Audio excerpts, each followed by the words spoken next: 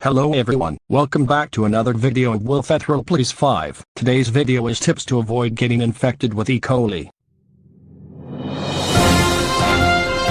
Now, in case you don't know this, but E. coli is one of the most serious febrile illness, especially E. coli 157, Shiga toxin producing E. coli. But E. coli is not always pathogenic. There's also a harmless version of E. coli that lives in us to help with our digestion. Now with that being said, let's get into today's topic.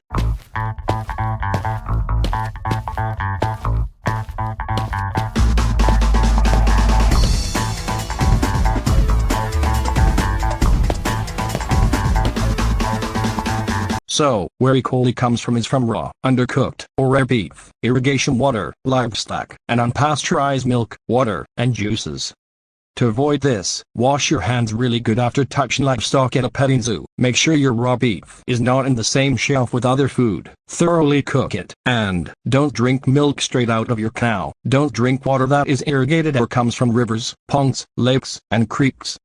Unlike the E. coli that helps our digestion, here's what makes it pathogenic. When you eat contaminated food, the bacteria gets swallowed with it, and then sticks to your intestines and produces Shiga toxins. But symptoms don't kick in right away. It takes within 3 to 4 days after exposure, and the symptoms that often occur first are strong abdominal cramps, so strong that it's hard to bend and walk, and soon after that is diarrhea that is often watery. This happens because the intestines are now inflamed and the cells that absorb the excess water are damaged and they produce even more water. When diarrhea becomes bloody, that's a warning sign that the strain is now severe. This happens because tiny blood vessels are damaged in your intestines. Make sure to seek medical attention immediately when this happens. Don't take any antidiarrheal substances like Imodium or any antibiotics. This in fact increases your risk of developing hemolytic uremic syndrome, HUS. This is a common complication that leaves behind.